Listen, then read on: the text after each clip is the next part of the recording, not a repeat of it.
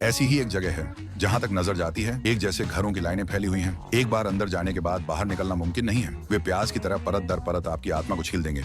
ये सब एक छोटे से शहर में शुरू हुआ। मैं और मेरी पत्नी एक घर खरीदना चाह रहे थे, लेकिन हम ज्यादा खर्च नहीं कर सकते थे, इसलिए हमें सबर्ब्स में कुछ सस्ता लेना पड़ा।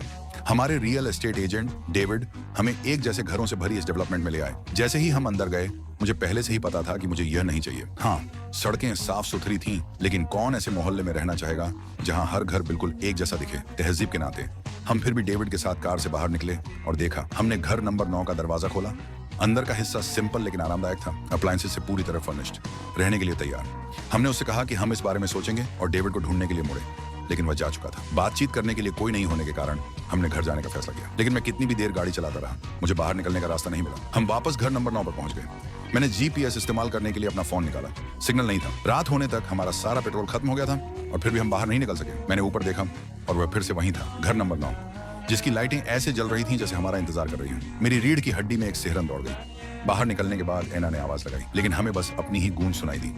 इतनी खुली जगह में गूंज कैसे हो सकती है? हम दोनों डर गए थे। कोई और रास्ता न होने पर हम अंदर चले गए। थके हुए और भूखे हमने फ्रिज खोला और कुछ स्ट्रॉबेरी ली। मैंने एक टुकड़ा खाया, बिल्कुल बेस्वाद। सेटल होने के बाद हम बिस्तर पर लेट गए।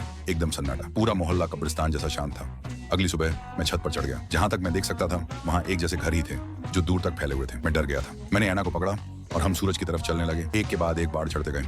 सूरज डूबने तक हमें बाहर निकलने का कोई रास्ता नहीं मिला था। जैसे ही हम एक और यार्ड पार कर गए, हमने खिड़की में एक लाइट देखी। क्या यहाँ कोई और हो सकता है? हम पीछे के यार्ड से अंदर भागे तो देखा कि कल के बचे हुए स्ट्रॉबेरी। मकान नंबर 9। फिर से ये रास्ता बंद था। हारकर हम सामने के दरवाजे से बाहर निकले। सड़क के बीच में एक बक्सा रखा था जो पहले वहां नहीं था, रोजाना के सामान और खाने से भरा हुआ। किसी ने इसे जरूर छोड़ दिया होगा। एना हर तरफ चिल्लाई, कोई जवाब नहीं। गुस्से में मैंने पर्दों में आग लगा दी। उम्मीद थी कि जो भी इसके पीछे है वो खुद को दिखाएगा या कम से कम एक डिस्ट्रेस सिग्नल भेजेगा। हम दरवाजे के पास बैठे रहे और घर को जलते हुए देखा। ये सुबह तक जलता रहा, कोई नहीं आया। अगले दिन हम घने कोहरे से घिरे हुए जागे। वो घर जो राख के अलावा कुछ नहीं होना चाहिए था, वहीं खड़ा था, पूरी तरह से सही सलामत। कोई एक्सप्लेनेशन नहीं था और फिर कुछ और भी अजीब हुआ।